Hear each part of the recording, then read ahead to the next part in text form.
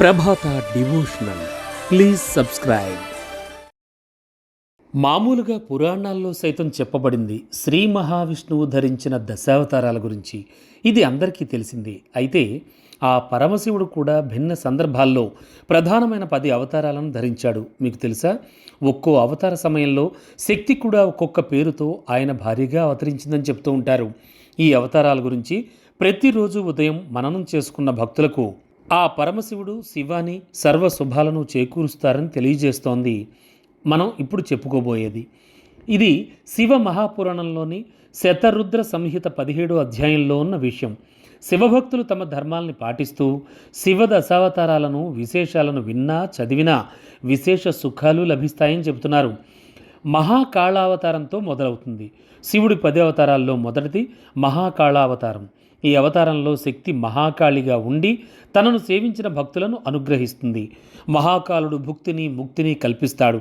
ఇక శివుడి 2వ అవతారం తార్. ఈ అవతార సమయంలో శక్తి తారా అనే పేరున ఆ స్వామిని అనుసరించి ఉంటుంది. ఇద్దరూ తమ సేవకులకు భక్తి ముక్తులను ప్రసాదిస్తారు. 3వ అవతారం బాలభువనేశ్వరుడు. ఈ అవతారంలో శివుడి ఇల్లాలు పార్వతి బాలభువనేశ్వరి అనే పేరున ఆయన్ను అనుసరించి ఉంటుంది. అప్పుడు ఆ తల్లి తన భక్తులకు సుఖాలను ప్రసాదిస్తుందిట. శివుడి 4వ అవతారం పేరు షోడశ శ్రీ విద్యేశుడు. ఈ అవతారంలో పార్వతి షోడశ శ్రీ విద్యాదేవిగా ఉంటుంది. ఈ దేవతల ఆరాధనతో భక్తులకు భక్తి ముక్తి సుఖాలు లభిస్తాయి. ఇక 5వ అవతారం ఏంటో తెలుసా? ఆ పేరే భైరవుడు.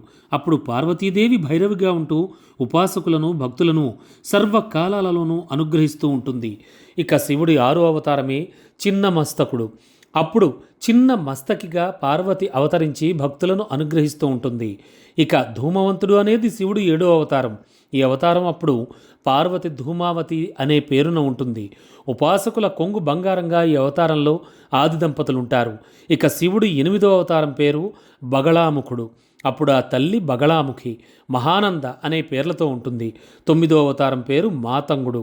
ఆ అవతారంలో పార్వతీదేవి మాతంగిగా ఉంటుంది. కమలుడు అనే పేరున్న అవతారం శంభుడి 10వ అవతారం. అప్పుడు పార్వతీమాత కమల అనే పేరున ఉండి భక్తులను రక్షిస్తూ ఉంటుంది. ఈ 10 అవతారాలు తమను ఆరాధించే భక్తులను వెన్నంటి ఉంటూ ఎంతో మేలును చేకూరుస్తుంటాయి. తంత్ర శస్త్రాలలో అవతార విశేషాలు ఎలా ఉన్నాయో చూద్దాం. ఇక ఈ అవతారాలన్నీ విడిగా కన్నా తంత్ర శస్త్రాలలో ఎక్కువగా కనిపిస్తూ ఉంటాయి. ఆ తంత్ర శస్త్రాలలో కనిపించే పార్వతీదేవి అవతారాలు తమ భక్తుల శత్రువులను సంహరించడం, దుష్టులను శిక్షించడం, అలాగే నిత్యం బ్రహ్మవర్చస్సును పెంపొందిస్తూ ఉండడం చేస్తూ ఉంటాయి. మహాకాళాది శివ దశావతారాలు శక్తితో కూడి ఉండి భక్తులను ఆదుకోవడం విశేషం. తంత్ర శాస్త్రానుసారం ధూమావతి బగళాముఖి లాంటి శక్తులన్నింటికీ విడివిడిగా మంత్రాలు ఉపాసనా విధులు ఉన్నాయి. అవన్నీ సంపూర్ణంగా తెలిసినా తెలియకపోయినా ప్రతిరోజు ఉదయం వేళ ఈ దశావతారాలలోని శివశక్తులను స్మరించడం పుణ్యప్రదమని శివపురాణం వివరిస్తోంది.